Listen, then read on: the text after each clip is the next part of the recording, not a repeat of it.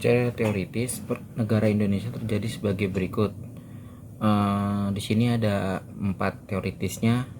Yang pertama itu terjadinya negara tidak sekedar dimulai dari proklamasi, tetapi adanya pengakuan dari setiap bangsanya untuk memerdekakan negaranya itu. Yang kedua, adanya perjuangan bangsa Indonesia untuk melawan penjajahan. Terus yang ketiga itu terjadinya negara Indonesia adalah kehendak bersama seluruh bangsa Indonesia sebagai suatu keinginan luhur bersama bangsa Indonesia. Terus yang keempat itu ada negara Indonesia perlu menyusun alat-alat kelengkapan negara, bentuk negara dan sistem pemerintahannya, undang-undang dasar negara dan dasar negaranya. Berdasarkan kenyataan yang ada, terjadinya negara Indonesia bukan melalui pendudukan, pemisahan, penggabungan, pemecahan, atau penyerahan. Bukti menunjukkan bahwa negara Indonesia terbentuk melalui proses perjuangan. Wawasan kebangsaan yang kita anut sebagai kepribadian bangsa adalah wawasan kebangsaan yang berlandaskan Pancasila, yaitu wawasan kebangsaan yang berlandaskan ketuhanan yang Maha Esa, dan oleh karena yang memiliki landasan moral, etik, dan spiritual, serta yang berkeinginan untuk membangun masa kini dan masa depan bangsa yang sejahtera lahir dan batin.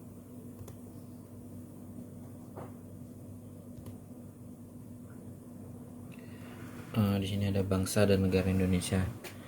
Faktor-faktor penting bagi pembentukan bangsa Indonesia sebagai berikut. Adanya persamaan nasib, yaitu penderitaan bersama di bawah penjajahan bangsa asing lebih kurang selama 350 tahun. Adanya keinginan bersama untuk mereka melepaskan diri dari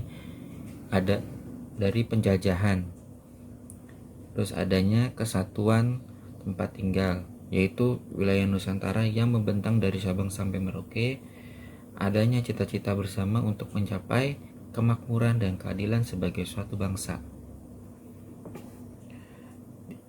Terus ada selanjutnya cita-cita, tujuan atau visi dari negara Indonesia. Tujuannya negara Indonesia ini adalah terjabar dalam alinea keempat pembukaan Undang-Undang Dasar 1945. Secara rincinya, melindungi segenap bangsa Indonesia dan seluruh tumpah darah Indonesia, menunjukkan kesejahteraan umum, mencerdaskan kehidupan bangsa, ikut melaksanakan ketertiban dunia yang berdasarkan kemerdekaan, perdamaian abadi, dan keadilan sosial. Visi pembangunannya itu adalah terwujudnya kehidupan masyarakat, bangsa, dan negara yang aman, bersatu, rukun, dan damai. Terus terwujudnya masyarakat, bangsa, dan negara yang menjunjung tinggi hukum dan hak asasi manusia. Terakhir, terwujudnya perekonomian yang mampu menyediakan kesempatan kerja dan penghidupan yang tak memberikan fondasi yang kokoh bagi pembangunan yang berkelanjutan.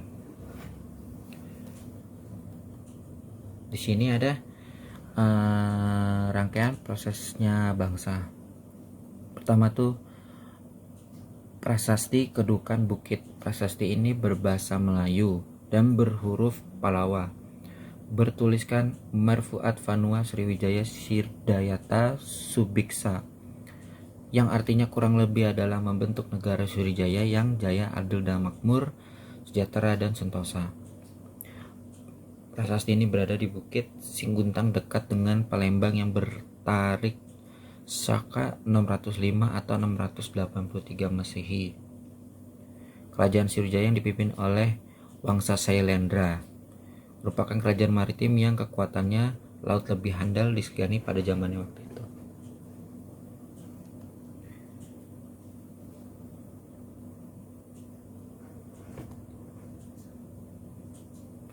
Di sini masuk ke peristiwa prosesnya bernegara. Proses bernegara merupakan kehendak untuk melepaskan diri dari penjajahan, mengandung upaya memiliki kemerdekaan untuk mengatur negaranya sendiri secara berdaulat, tidak di bawah cengkraman dan kendali bangsa lain. Dua peristiwa penting dalam proses bernegara adalah sidang-sidang Badan Penyelidik Usaha Persiapan Kemerdekaan Indonesia dan sidang Panitia Persiapan Kemerdekaan. Di sini ada, yang pertama itu ada pemerintahan Jepang berjanji akan memberikan kemerdekaan kepada bangsa Indonesia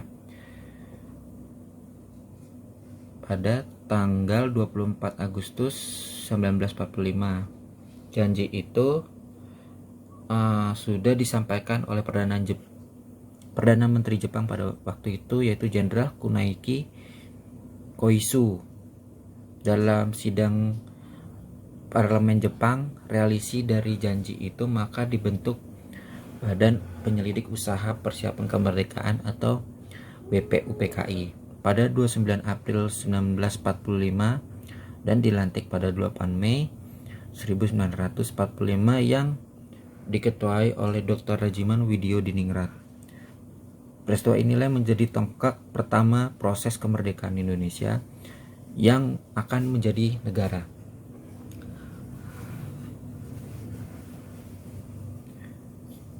Setelah itu membubarkan BPUPKI pada 9 Agustus 1945, Ketua PPKI yaitu Insinyur Soekarno dan wakilnya Muhammad Hatta, badan yang mula buatan Jepang untuk mempersiapkan kemerdekaan Indonesia setelah Jepang takluk pada Sekutu dan setelah diproklamirkan kemerdekaan Indonesia, maka badan ini mempunyai sifat badan nasional yang mewakili seluruh bangsa Indonesia. Dengan penyerahan Jepang pada Sekutu, maka janji Jepang tidak terpenuhi sehingga bangsa Indonesia memproklamirkan diri menjadi negara yang merdeka. Terus proklamasi kemerdekaan Indonesia pada 17 Agustus 1945 dan penetapan Undang-Undang Dasar 1945 Indonesia tahun 1945 pada sidang PPKI yang diselenggarakan pada 18 Agustus 1945 merupakan momentum yang paling penting bersejarah karena merupakan titik negara terbentuknya negara yang merdeka. Di sini ada pengertian politik identitas. Identitas bukannya persoalan sosiologi atau psikologisnya, namun juga politis. Ada politisasi dan identitas. Identitas yang dalam konteks kebangsaan yaitu digunakan untuk merangkum kebinekaan bangsanya sendiri. Namun juga justru mulai tampak penggunaan identitas sekalian baik agama, suku, daerah, dan lain-lain. Politik identitas bisa bersifat positif maupun negatif.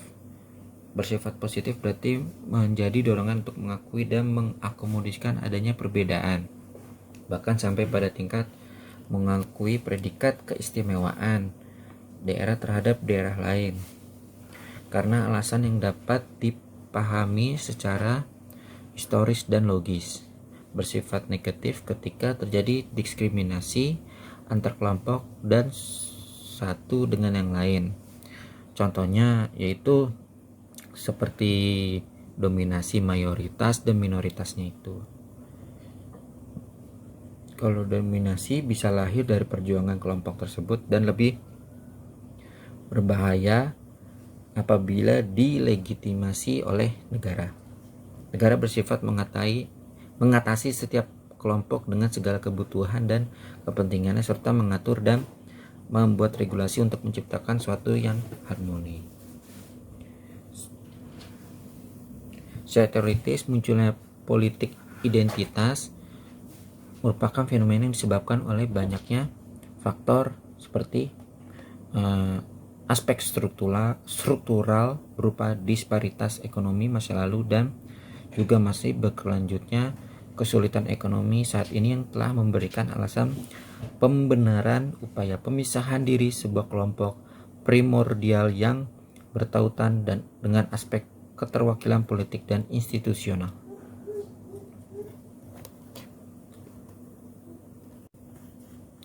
Ya, demikian paparan yang menjelaskan tentang identitas nasional. Semoga apa yang saya sampaikan bisa menambah wawasan tentang identitas nasional, khususnya di negara Indonesia itu sendiri. Kurang lebih yang mohon maaf dari perkataan atau sikap. Saya Muhammad Prihandoko, Fakultas Ilmu Sosial Ilmu Politik, jurusan Kesejahteraan Sosial. Demikian, wabillahi taufiq wal hidayah. Wassalamualaikum warahmatullahi wabarakatuh. Terima kasih.